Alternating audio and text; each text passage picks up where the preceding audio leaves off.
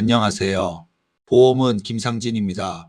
오늘은 정말 많은 분들이 가볍게 생각하지만 절대 가볍게 넘기면 안 되는 주제입니다. 바로 지방간과 간 건강 이야기입니다. 건강검진을 받고 나서 이런 말 들어보신 분들 많으실 겁니다. 지방간이 조금 있습니다. 간 수치가 살짝 높네요. 술 좀 줄이세요. 체중 관리하세요. 그런데 많은 분들이 이 말을 듣고도 그냥 넘어갑니다. 왜냐하면 아프지 않거든요. 생활하는데 큰 불편함도 없습니다. 배가 아픈 것도 아니고 당장 입원해야 하는 것도 아닙니다.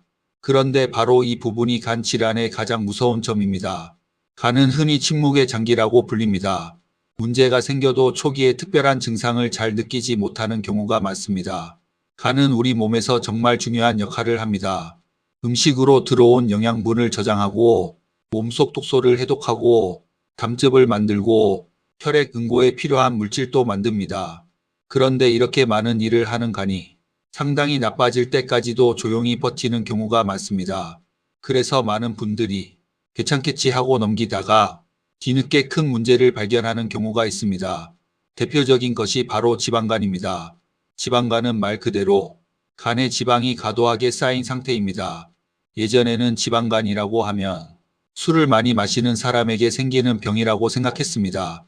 물론 술은 간에 큰 부담을 줍니다. 술을 자주 마시면 간에서 알코올을 분해하는 과정에서 지방이 쌓일 수 있고 염증이 생기고 심하면 간이 딱딱하게 굳는 간경변증으로 진행될 수 있습니다. 그런데 중요한 건 술을 거의 마시지 않는 분들도 지방간이 생길 수 있다는 점입니다.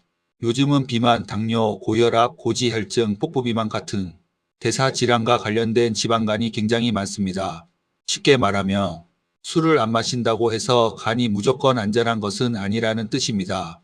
특히 배가 나오고 체중이 늘고 혈당이나 콜레스테롤 수치가 높고 운동량이 적은 분들은 간에 지방이 쌓일 가능성이 높아질 수 있습니다. 문제는 지방간 자체보다 그 다음 단계입니다. 처음에는 단순 지방간일 수 있습니다. 이 단계에서는 생활습관 개선으로 좋아질 가능성이 있습니다. 그런데 지방이 계속 쌓이고 간세포에 손상과 염증이 생기면 지방간염으로 진행될 수 있습니다. 이때부터는 단순히 간에 지방이 조금 있네요 하고 넘길 문제가 아닙니다. 염증이 반복되면 간에 상처가 생기고 그 상처가 굳으면서 섬유화가 진행될 수 있습니다. 쉽게 말하면 말랑해야 할 간이 점점 딱딱해지는 겁니다. 그리고 이 상태가 심해지면 간경변증, 흔히 말하는 간경화로 이어질 수 있습니다. 간경변증이 무서운 이유는 간의 구조가 망가지고 간 기능이 떨어지면서 여러 합병증이 생길 수 있기 때문입니다. 대표적인 합병증이 복수입니다. 배 안에 물이 차서 배가 불러오고 숨쉬기 불편해지고 일상생활에 큰 지장을 줄 수 있습니다. 또 하나는 위식도 정맥류 출혈입니다. 간이 딱딱하게 굳으면 혈액이 간으로 원활하게 지나가지 못하고 식도나 위 주변 혈관으로 우회하게 됩니다. 그 혈관이 비정상적으로 부풀어 오르다가 터지면 대량 출혈이 발생할 수 있습니다. 이건 정말 응급 상황입니다. 또 간경변증이 있으면 간암 발생 위험도 높아질 수 있습니다. 그래서 지방간을 가볍게 보면 안 됩니다. 지방간이래요. 이 말은 단순히 살이 조금 쪘다는 이야기가 아닐 수 있습니다. 내 몸에서 간이 보내는 조용한 경고 신호일 수 있습니다. 그럼 어떻게 해야 할까요? 가장 중요한 건 증상이 없을 때 확인하는 것입니다. 간 질환은 증상만으로 판단하기 어렵습니다. 건강검진에서 간 수치가 높게 나왔다면, 복부 초음파에서 지방간 소견을 들었다면 그냥 넘기지 말고 전문의 상담을 받아보시는 것이 좋습니다. 필요에 따라 혈액검사, 초음파 검사, CT, MRI, 간섭유화 검사 등을 통해 현재 간 상태를 확인하게 됩니다.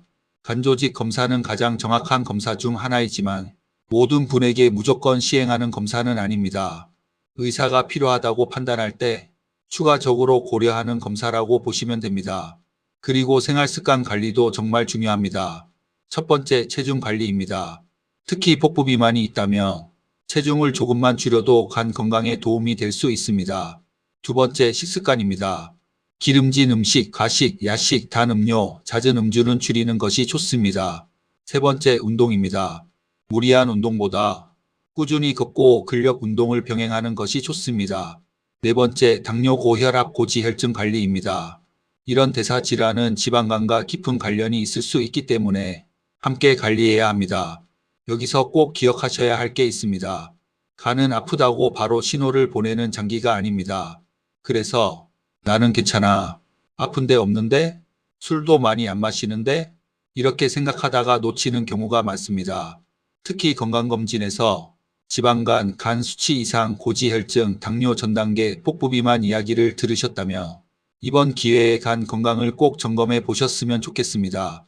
그리고 보험 관점에서도 한 가지 말씀드리면 건강할 때는 보험 가입이 비교적 수월할 수 있지만 진단을 받거나 치료 이력이 생긴 뒤에는 가입 조건이 달라질 수 있습니다. 보험은 아프고 나서 준비하는 것이 아니라 아프기 전에 미리 점검하는 것이 중요합니다.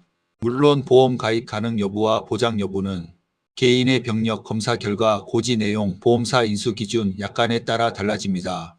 그래서 무조건 가입된다, 무조건 보장된다는 식으로 판단하면 안 됩니다. 중요한 건 내 건강 상태를 정확히 알고 현재 보장이 충분한지도 함께 점검하는 것입니다. 오늘 내용 정리하겠습니다. 지방간은 흔하지만 가볍게 볼 병은 아닙니다. 술을 안 마셔도 생길 수 있습니다. 비만, 당뇨, 고혈압, 고지혈증과도 관련이 있을 수 있습니다. 방치하면 지방간염, 간경변증, 간암 위험으로 이어질 수 있습니다. 그리고 간은 증상이 없을 때 미리 확인하는 것이 가장 중요합니다. 건강검진에서 간 관련 이야기를 들으셨다면 그냥 넘기지 마시고 꼭 확인해 보세요. 오늘 영상이 도움이 되셨다면 좋아요와 구독 부탁드립니다. 내 보험이 현재 건강 상태에 맞게 잘 준비되어 있는지 궁금하시다면 편하게 문의 주세요. 보험은 김상진이었습니다. 감사합니다.